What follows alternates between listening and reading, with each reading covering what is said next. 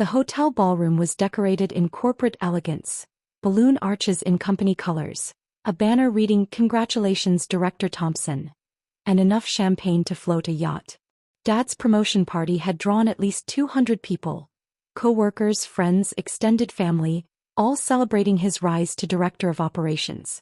I arrived late, slipping in through the side entrance in my usual outfit, dark jeans, a simple blouse, comfortable flats. The contrast with the room full of cocktail dresses and business suits was immediate. "There you are." My sister Jasmine materialized at my elbow, resplendent in designer everything. "We've been calling you for an hour." I texted that I'd be late. Had to finish some work. "On a Saturday? God, Kylie, you need to get a life." She grabbed my arm. "Come on, Dad wants to see you." She dragged me through the crowd to where Dad held court near the stage, Mom beside him beaming with pride. My brother Marcus was there too, along with Uncle Paul and Aunt Michelle. Finally, Dad's voice boomed. "Everyone, my youngest daughter Kylie has graced us with her presence." Polite applause. A few chuckles at my casual attire. "Sorry I'm late," I said. "Congratulations on the promotion, Dad." "Thank you, sweetheart. Though I wish you'd dressed for the occasion." He gestured at my jeans. "This is a professional event. I came straight from work." "From that tech startup?" Marcus laughed. "What do they even pay you at those places? Like $50,000. Something like that." "Well, your father just got a $60,000 raise," Mom said proudly. "Plus stock options. He's making $185,000 a year now." "That's great, Dad. Come with us," Jasmine said, pulling me toward a private room off the main ballroom. "Family meeting." Inside the smaller room, Dad shut the door. The entire family was there. Mom, Dad, Marcus with his wife Elena, Jasmine with her fiancé Derek, Uncle Paul, Aunt Michelle, and my cousin Trevor. "What's going on?" I asked. Dad's smile faded. "We need to talk about something serious." "Sit down." I sat. "Your mother and I have been doing some financial planning," Dad began. "With my new salary, we want to make some investments. Smart investments that will benefit the whole family." "Okay. We're buying a lake house," Mom said excitedly. "A beautiful 5-bedroom property in New Hampshire. The whole family can use it. Vacations, holidays, summer weekends." "That sounds nice." "It's $1.2 million, Marcus added. "We're all chipping in." My stomach dropped. "All of us." "Family investment," Uncle Paul said. "Paul and Michelle are putting in $150,000. Marcus and Elena are contributing $200,000. Jasmine and Derek are doing $175,000. And your mother and I are putting in $400,000, Dad finished. Which leaves $275,000. They were all looking at me. "You want me to contribute $275,000? "It's your share," Jasmine said. "Everyone else is paying based on their household income and ability. You're single, no kids, minimal expenses." "I don't have $275,000. "Don't lie," Marcus said sharply. "You've been working for 10 years. You live in a studio apartment, you drive a beat-up Honda. Where's all your money going?" "Savings, investments, retirement." "Well, liquidate some of it," Dad said. "This is a family investment. A legacy property that will appreciate in value. I can't just liquidate my retirement accounts. There are penalties." "Then use your emergency fund," Mom said. "Or take out a loan. We need to close in 30 days or we lose the property." "Why didn't you discuss this with everyone before making an offer?" "We did discuss it," Aunt Michelle said. "With everyone who matters. We assumed you'd be on board." "You assumed I had $275,000 lying around?" "You're 32 years old with no dependents," Derek said. "You should have at least that much saved." I looked around the room at their expectant faces. Family members I'd known my whole life, now looking at me like I was an ATM. "I need to think about it." "There's nothing to think about." Dad's voice rose. "This is family. You either contribute your share, or you're not part of this family anymore. You're threatening to disown me over a lake house? I'm asking you to prioritize family over whatever selfish reasons you have for hoarding your money." "Hoarding? I'm not hoarding anything." "Then prove it," Marcus said. "Transfer the money by Monday or accept that you're choosing to exclude yourself from this family." My hands were shaking. I need some air. I walked out of the room and straight to the hotel bar, ordering a water and trying to calm my racing heart. My phone buzzed, a text from my CFO. Board meeting moved to Monday 9 a.m. Can you make it? I texted back, I'll be there. Another text, this time from my company's lawyer. Quarterly filing approved. Your signature needed by Tuesday. I was staring at my phone when Jasmine found me. Stop being difficult, she hissed. Just agree to pay your share. I don't have $275,000 in liquid assets I can access immediately. Then borrow it. Take out a personal loan. Liquidate some stocks. She grabbed my arm. Do you understand what's happening here? Dad is giving you an ultimatum. Either you're family or you're not. Over money. Over commitment. Over showing you value this family more than your bank balance. I pulled my arm free. I need to show Dad something. Can you get everyone back in that room in 10 minutes? Why? Just do it. Please. She looked suspicious but nodded. Fine. 10 minutes. I went to my car and grabbed my laptop from the trunk. By the time I returned, the family was reassembled in the private room looking annoyed. Well, Dad demanded. Are you going to do the right thing? I want to show you something first. I opened my laptop and pulled up my banking dashboard. You all seem to have assumptions about my finances. I think we should clear those up. We don't need to see your bank account. Mom started. Yes, you do. Because you're making decisions based on completely false information. I turned the laptop so they could see the screen. This is my personal checking account. Current balance, $47,000. See? Marcus said triumphantly. You don't even have the money. This is my savings account. Balance, $89,000. So you do have it. Jasmine said. This is my emergency fund. Balance, $125,000. And this is my investment account. Stocks, bonds, index funds. Current value, $340,000. The room went quiet. So you have over $500,000, Dad said slowly. And you're refusing to contribute? I'm not finished. I pulled up another screen. This is my retirement account. Balance, $580,000. Mom gasped. And these are my business accounts. I pulled up the dashboard for Stream Tech Solutions, the company I'd co-founded 8 years ago. Business checking, $2.3 million. Business savings, $8.7 million. Investment portfolio, $23 million. Marcus stood up. What the hell is that? That's my company, Stream Tech Solutions. We provide cloud security software for enterprise clients.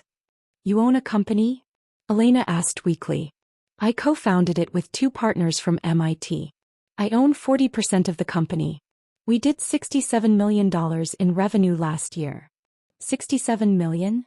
Uncle Paul's voice cracked. Our Series C funding round valued the company at $180 million. My stake is worth approximately $72 million. The silence in the room was absolute. But you work at a startup, Jasmine stammered. Making $50,000. I said something like that when Marcus asked. I didn't confirm his assumption. I pulled up my tax return. My actual compensation last year was $420,000 in salary, plus $1.8 million in dividends and stock distributions. Total income, $2.2 million. Derek was staring at the screen like it might bite him. You made $2 million last year?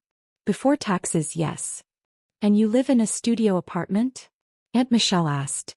I live in a 900-square-foot condo in a building I own. The building has 20 units. I live in one and rent the others. Annual rental income, approximately $480,000. You own an apartment building? Mom looked like she might faint. I own 4 apartment buildings actually. Combined value, about $15 million with $6 million in outstanding mortgages. Net equity, $9 million. I pulled up another document. This is my total net worth statement, prepared by my wealth management team at Goldman Sachs. Assets, $94.7 million. Liabilities, $6.2 million. Net worth, $88.5 million. Dad sat down heavily. $88 million. Give or take, depending on market fluctuations. How? Trevor finally found his voice. How is this possible? I studied computer science at MIT. Started coding in high school. Got a job at Google right out of college making $120,000. Saved aggressively, invested in real estate, learned about software development and cloud security. Saw a gap in the market and filled it. Why didn't you tell us? Mom asked, tears starting. Because of this. Because the moment you knew I had money, I'd stop being Kylie and start being a piggy bank to break open. That's not fair, Dad started. Isn't it? You just threatened to disown me for not handing over $275,000. You didn't ask about my finances, my ability to pay, whether I even wanted to invest in a lake house. You just demanded money and threatened consequences if I didn't comply. We didn't know you were rich. Jasmine said. Exactly. You thought I was struggling, barely getting by. And your response was to demand I empty my emergency fund for your vacation property. Marcus found his anger. So you've been sitting on $90 million while watching us struggle? Struggle? You drive a $90,000 BMW. Jasmine's engagement ring cost $40,000. Dad, you just got promoted to a $185,000 a year job. What struggle? You could have helped us. Belena said. Helped you do what? Buy bigger houses? More expensive cars? You're not struggling. You're living beyond your means and expecting me to fund the difference. I pulled up another document on my laptop. Speaking of funding the difference, let's talk about the money you've already taken from me. What are you talking about? Dad asked warily. 3 years ago you asked to borrow $15,000 for a medical emergency. I transferred it the same day. You never paid it back. That was a gift, Mom started. You called it a loan. 2 years ago, Marcus, you needed $25,000 for your business. Called it a temporary cash flow issue. Never repaid. Marcus's face reddened. Jasmine, 18 months ago, you needed $30,000 for your wedding venue deposit. Said you'd pay me back after the wedding. That was 6 months ago. I've been busy. Last year, Uncle Paul, you needed $20,000 for Trevor's tuition. Emergency, you said. You'd pay me back in 3 months. I had unexpected expenses. And Dad, 6 months ago you needed $50,000 for the down payment on Mom's new car. You said it was a loan. Dad looked away. In total, I've loaned this family $140,000 over the past 3 years. Not one penny has been repaid. And now you're demanding another $275,000. We didn't know you could afford it. Mom said desperately. Would that have mattered? If you'd known I was worth $90 million, would you have asked for more or less? The silence was answer enough. Let me show you one more thing. I pulled up my company's website. Stream Tech Solutions.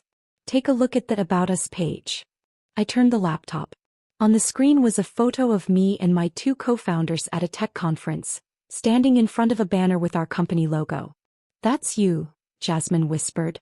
That's me. And if you scroll down, you'll see we're featured in Forbes, TechCrunch, and the Wall Street Journal. There are interviews, profiles, press releases. This isn't a secret. It's public information. We didn't know, Mom started. You didn't look. You saw what you wanted to see. The studio apartment, the old Honda, the struggling youngest daughter. You never asked about my work, my company, my life. You just made assumptions and then demanded money based on those assumptions. Trevor pulled out his phone, typing rapidly. Holy shit. There's a whole Wikipedia page. Kylie Thompson, co-founder and CTO of Stream Tech Solutions, valued at $180 million. Stream Tech is going public next year, I said quietly. The IPO will probably value the company at over $500 million. My stake will be worth approximately $200 million. Before taxes. Jesus Christ, Marcus breathed. Now about the lake house. I closed my laptop. I'm not contributing $275,000.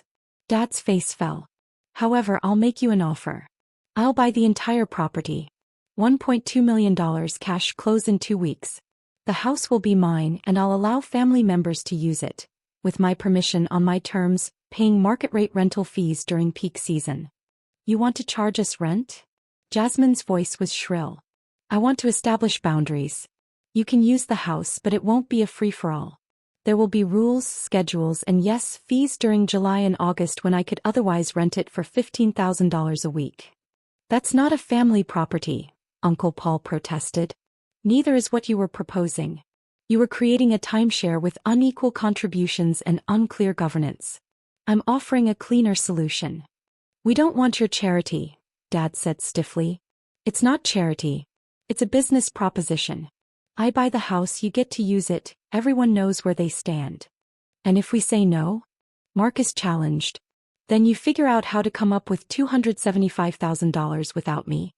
But I'm guessing that's going to be difficult, since you were all counting on my contribution to make the numbers work. The room fell silent.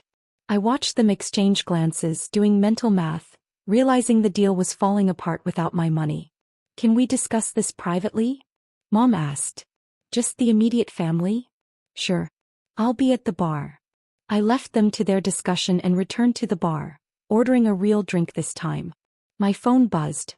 My business partner. Just saw the news. Tesla wants to discuss acquisition. Preliminary offer. $600 million. Thoughts? I texted back. Let's talk Monday. 20 minutes later, Jasmine found me. We need to talk. All of us. Back in the private room, the atmosphere had shifted. Dad looked older, Mom's eyes were red from crying, Marcus couldn't meet my gaze. We've been talking, Dad began slowly. About a lot of things. About how we've treated you.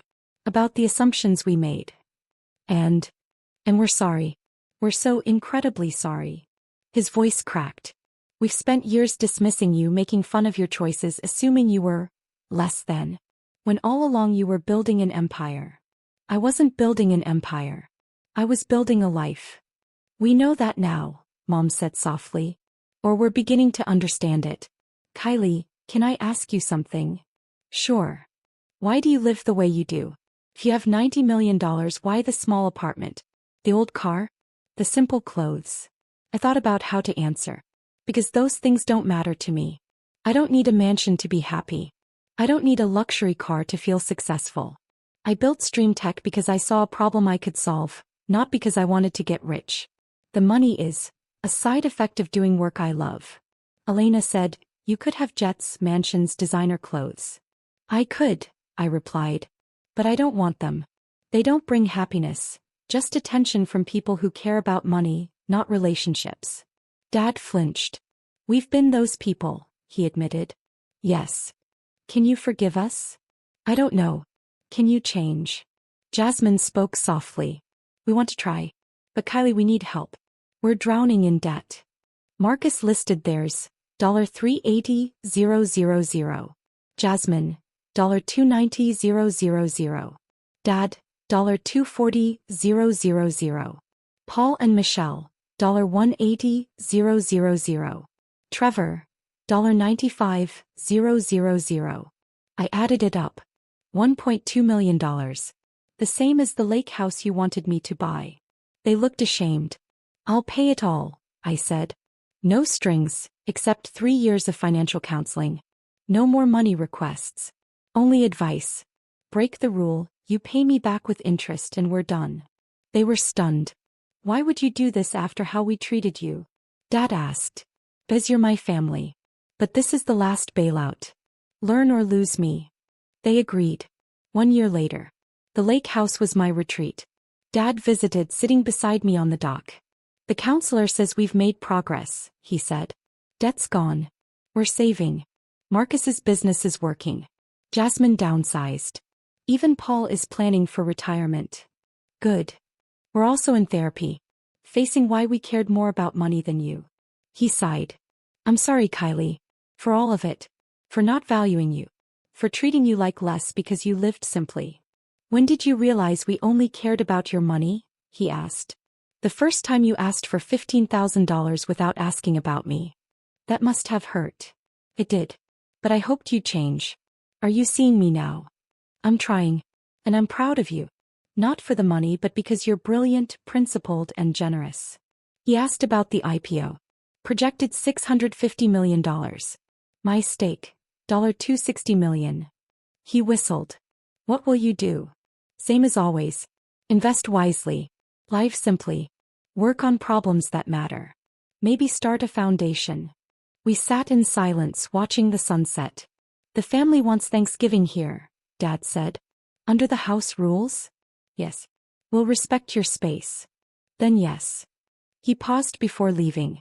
I love you, Kylie. Not for your money. Just you. I love you too, Dad. Later, my partner texted, IPO roadshow is set. Ready. I typed back, ready. I was about to be worth $250 million. But sitting on that dock watching the stars, I knew I already had everything that mattered. Money was just numbers. Real wealth was family learning to love without conditions.